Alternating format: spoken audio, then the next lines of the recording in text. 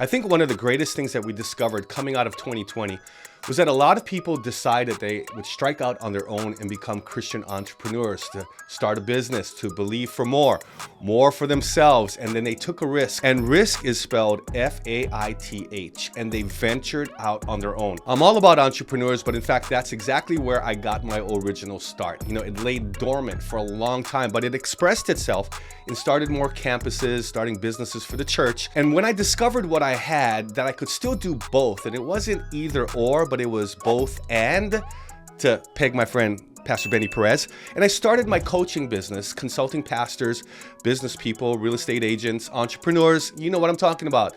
But there's also something that I need to say when it comes to a caution to those of us who are leading from a Christian perspective. And here it is.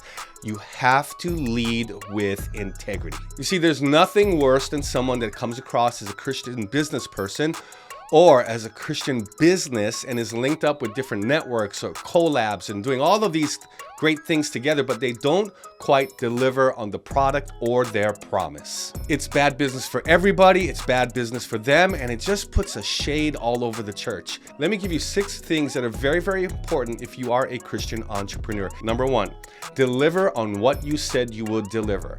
The Bible says to let your yes be yes and your no be no, and it applies to business, not just your family and not just the ministry. But by the way, your business is a ministry, and your brand is what people say all about you. Number 2, deliver on time and possibly ahead of schedule. And if for some reason you are running late and you foresee a delay, you have to tell your customer or your client that that's about to happen. Number 3, now make sure you don't go to church in order to make contacts, to boost your profile, to get more likes, to get more followers.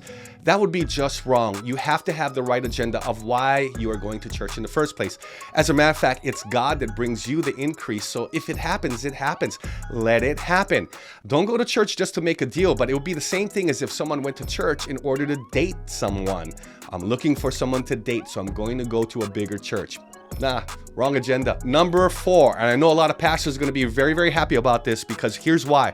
When God brings an increase, don't forget to continue to tithe on that increase, because it's the Lord that opens up the windows of heaven over your life. Malachi, if you are trustworthy with what is God's in the first place, He'll bring you more. Why would you not trust Him with the increase as well? So wherever you go to church, tithe to your local church. Number 5, Christian entrepreneurship and compassionate capitalism is not all about you. It's about doing the best you can with what God gave you, but also helping everybody else along the journey. Remember, everybody eats to some degree. Now, you took the original faith risk, not at the same degree of everybody else with your investment. However, everybody should come along the journey with you, and all boats rise with the same tide. And lastly, number 6, once you've made the sale, sold your product, sold yourself, sold your service, do not forget to follow up with excellent customer care moving forward.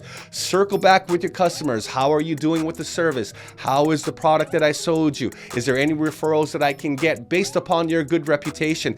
That's the Christian way. Stand by your product and stand by your service. I hope this helps.